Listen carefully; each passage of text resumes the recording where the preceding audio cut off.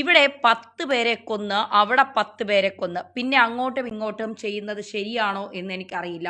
എനിക്ക് ഒരുപാട് പാകിസ്ഥാനി കശ്മീരി ഫ്രണ്ട്സ് ഉണ്ട്. പക്ഷേ അവരൊക്കെ നല്ല ഫ്രണ്ട്സാണ്, നല്ല സുഹൃത്തുക്കളാണ്, നല്ല മനുഷ്യരാണ്. നമ്മളെക്കുറിച്ച് ആൾക്കാർ അറ്റാക്ക് ചെയ്യാൻ വന്നു, പക്ഷേ മൊത്തത്തിൽ ആ രാജ്യത്തോട് ഒരു എതിർപ്പുള്ളത് പോലെയല്ലേ നമ്മൾ നിൽക്കുന്നത്. മലയാളി നടി മറീന മൈക്കിളിന്റെ പ്രതികരണമാണിത്. സോഷ്യൽ മീഡിയ എടുത്തിട്ട് വലിച്ചടുക്കി കീറുന്നുണ്ട്. സോഷ്യൽ മീഡിയയിൽ വലിയ വിമർശനമാണ് ഇതുണ്ടാക്കുന്നത്. സൈന്യത്തിന് പിന്നിൽ ഉറച്ചു നിൽക്കേണ്ട സമയമാണിത്. പാകിസ്ഥാൻ ഇന്ത്യൻ പൗരന്മാരെ വകവരുത്തുന്നു. പഹൽഗാമിലെ ഭീകരത അതിരുവിടുന്നതായിരുന്നു.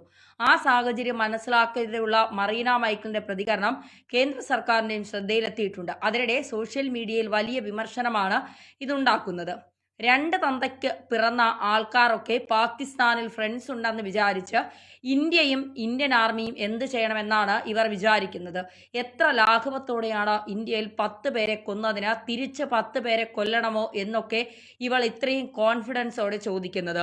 ഇന്ത്യയിൽ മരിച്ചു വീണ ഭീകരവാദികൾ കൊല്ലപ്പെട്ട ഇന്ത്യക്കാരായ ആളുകളോട് ഒരു സഹാനുഭൂതിയും ഇല്ലാതെ, ഒരു കൂസലുമില്ലാതെ ഇത്രയും മിടുക്കോടെ വന്നിരുന്ന് സംസാരിക്കുന്നത്.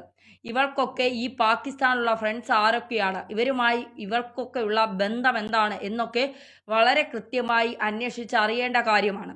ഇന്ത്യയിൽ കയറി വന്ന ഒരു 10 പേരെ കൊന്നാൽ തിരിച്ച് ഒരു 10 പേരെ കൊന്നാൽ ശരിയാകുമോ? ഒരു എളുപ്പമില്ലാതെ നവമാധ്യമങ്ങൾക്ക് മുന്നിൽ വന്നിരുന്ന് ചോദിക്കുന്ന മണ്ടന്മാരോടും മണ്ടികളോടും എനിക്കൊന്നേ ചോദിക്കാനുള്ളൂ. ഇന്ത്യ തീർത്തത് പാകിസ്ഥാനിലെ ഏതെങ്കിലും 10 സിവിലിയൻസിനെ അല്ല. ഇന്ത്യയിൽ എല്ലാ കാലത്തും ഭീകരവാദ പ്രവർത്തനങ്ങൾ അഴിച്ചുവിടുകയും ഇന്ത്യയുടെ സമാധാനത്തെ എല്ലാ കാലത്തും തകർക്കാൻ ശ്രമിക്കുകയും ചെയ്തിരുന്ന പാകിസ്ഥാൻ ചോറ് കൊടുത്ത് വളർത്തുകയും ചെയ്ത ഒരുപാട് ഭീകരവാദികളുടെ ക്യാമ്പുകളെയാണ് ഇന്ത്യ ഇന്ന് തകർത്തിരിക്കുന്നത്. മറീനെ വിമർശിച്ച് സോഷ്യൽ മീഡിയയിൽ എത്തിയ കുറിപ്പിലെ പ്രസക്ത ഭാഗമാണിത്. ഇന്ന് നടക്കുന്ന ഈ ഓപ്പറേഷൻ സിന്ദൂറിനെ എതിർക്കുന്നവരോട് ഒറ്റ കാര്യം മാത്രമാണ് പറയാനുള്ളത്. ഇന്ത്യ എന്ന ഈ രാജ്യം ഒറ്റ കാലത്തും യുദ്ധത്തെ പ്രോത്സാഹിപ്പിക്കുകയോ ആഗ്രഹിക്കുകയോ ചെയ്യുന്ന ഒരു രാജ്യമല്ല. നമുക്കാർക്കും ആഗ്രഹമില്ല ഇന്ത്യ യുദ്ധം ചെയ്യണമെന്ന്.